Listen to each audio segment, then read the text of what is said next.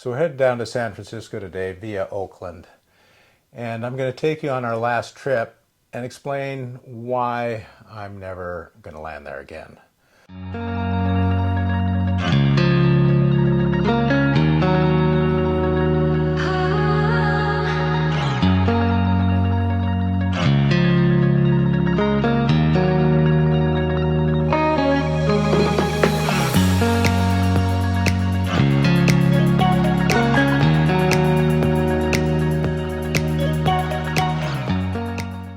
Don't get me wrong, I think Oakland is one of the better airports in the country, and as far as Class Charlie airports are concerned, it might be the friendliest.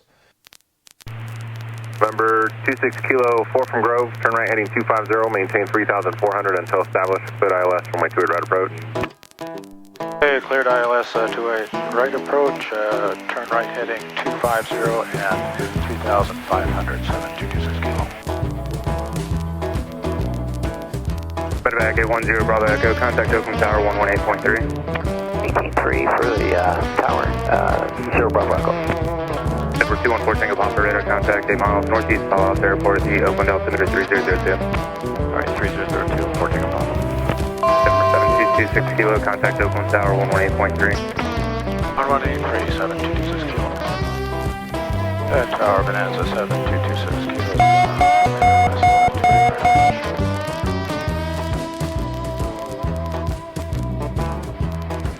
And was that 7226 Kilo? Affirmative, 7226 Kilo. And 7226 Kilo, open tower, continue runway 28 right.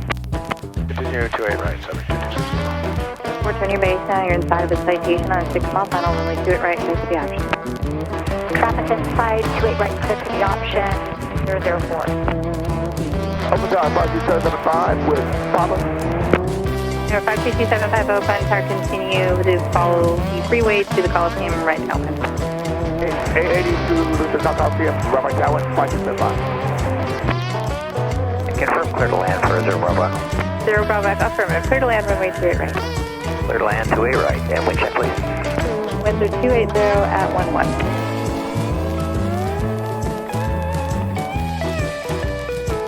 Bonanza 26 Kilo, you're following citation of mile final, runway 28 right, clear to land.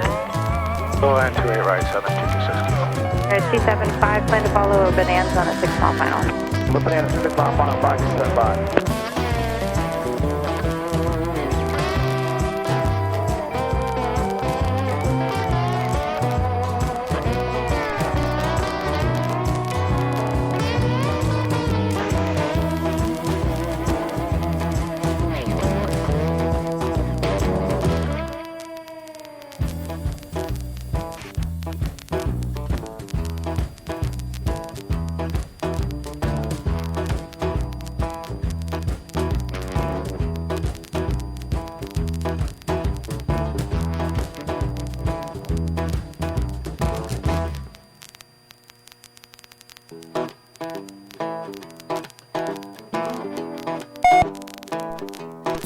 Tower confirm, I'm doing right traffic from 28 left.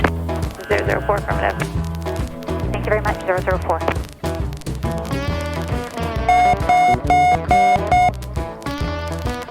Okay, gas.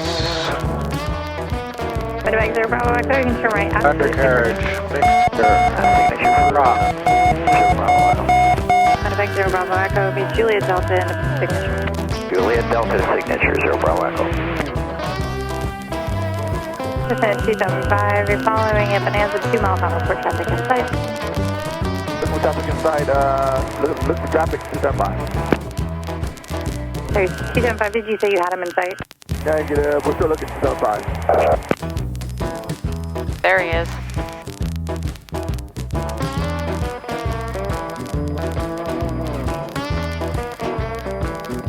The 275, he's passing off your right side. Inside 275. 275, turn your base, wind 2011, runway 28 right, clear for the option on the go, make right close traffic. We have to push 28 right, like 275, number 2. Cessna 004, you're following the Cessna base, runway 28 right, clear for the option. 28 right, clear for the option, number 2004.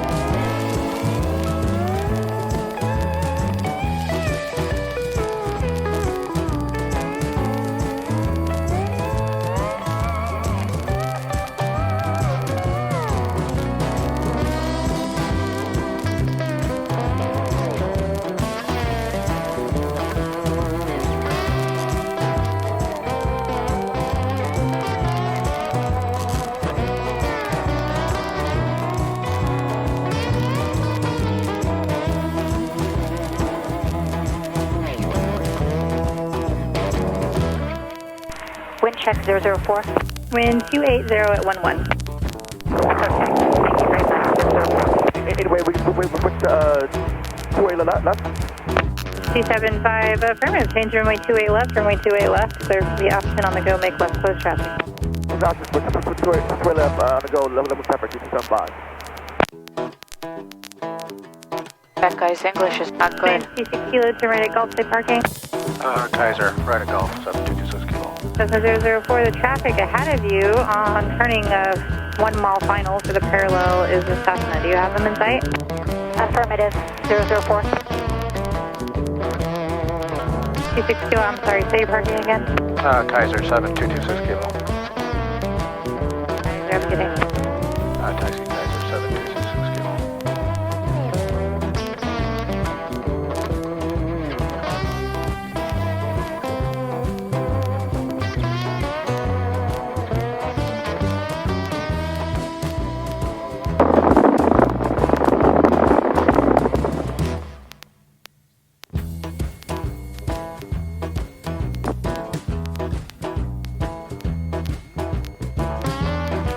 They both did like touch toes, I think.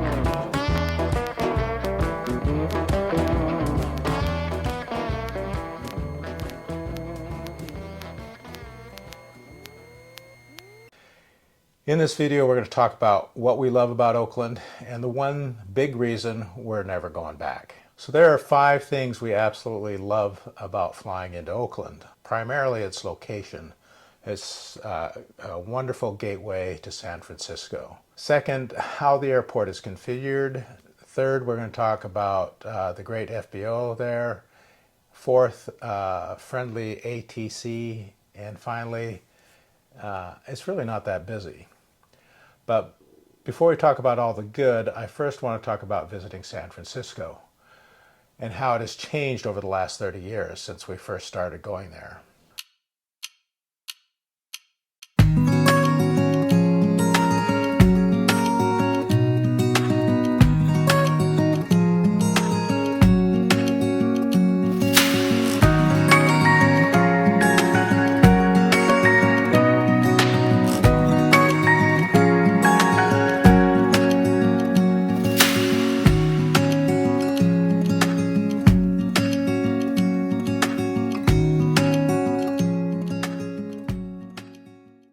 So we go to San Francisco for a number of reasons, and we've been doing this for, again, 30 plus years.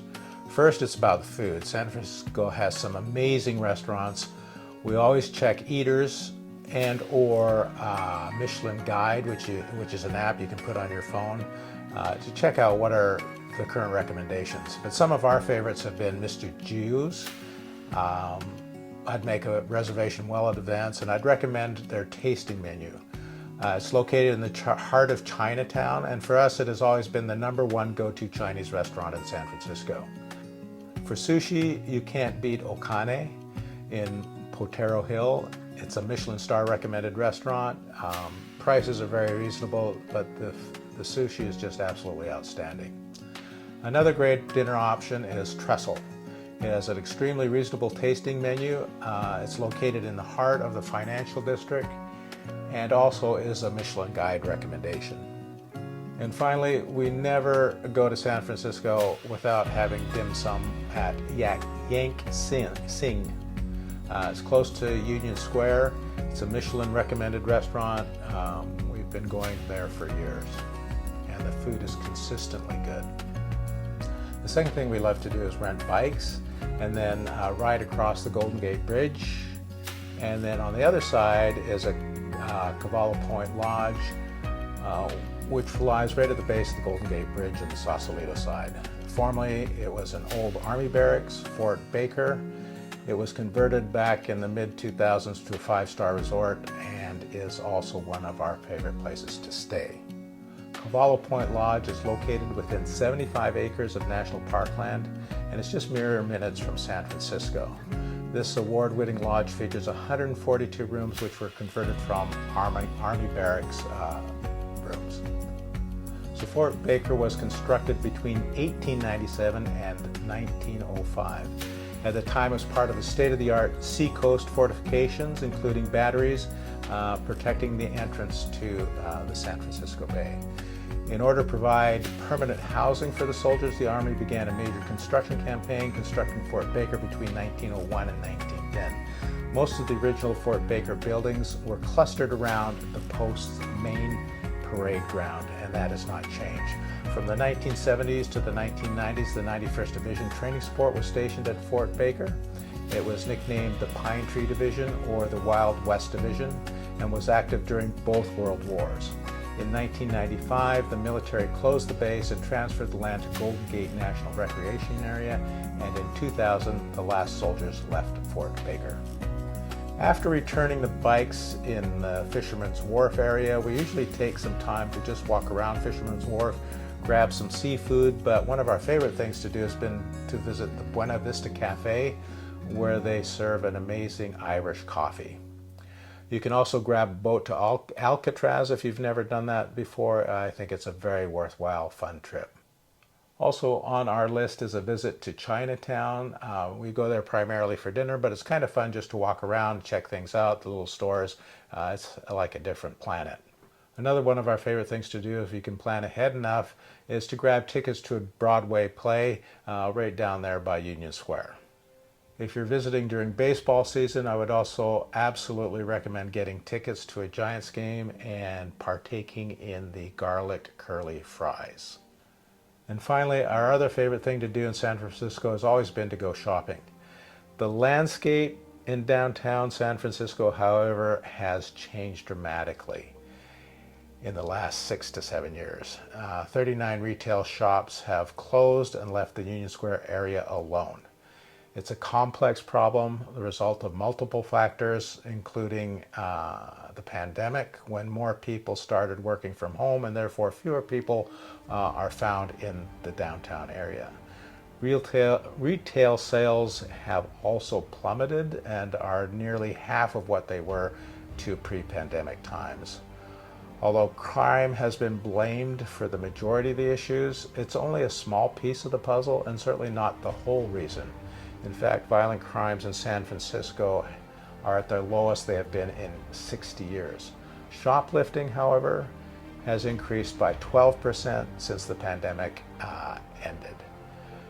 Just by chance, when we were in San Francisco on this last visit, we were there for the closing day of Nordstrom's flagship store at the Westfield Mall. We also noted that many of the stores in the mall, all the smaller shops, every single one had a guard posted at their door. And this is not just a problem for San Francisco alone. There are a number of states that are having even worse problems. The states with the highest shoplifting rates are first Washington State, then the District of Columbia. Pennsylvania is number 3, 4th on the list is California, and 5th on the top 5 is Arkansas. So what about the reasons for landing in Oakland? Again, the main reason we love Oakland is the proximity to San Francisco. We've always used it as the primary gateway when flying to the area. We would often fly down also just for a day to hit a Raiders game. Obviously that's not an option anymore, but certainly a Giants game in San Francisco. More often though, we would just fly down for the weekend. We've always used Kaiser as the FBO and they have been awesome. They have saved my bacon a couple of times when I've had a flight canceled coming out of Medford with a connection in San Francisco.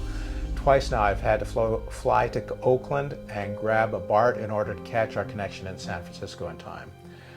They were kind enough to rush me to the BART station, reduce my parking fees while I was gone for 10 days, and were great about taking care of the airplane while I was gone. Flying into Oakland has always been a positive experience when it comes to ATC. They're courteous and certainly need to be patient with me. And might be the best class Charlie airport for general aviation operations. And that's because it's really like 2 airports in one.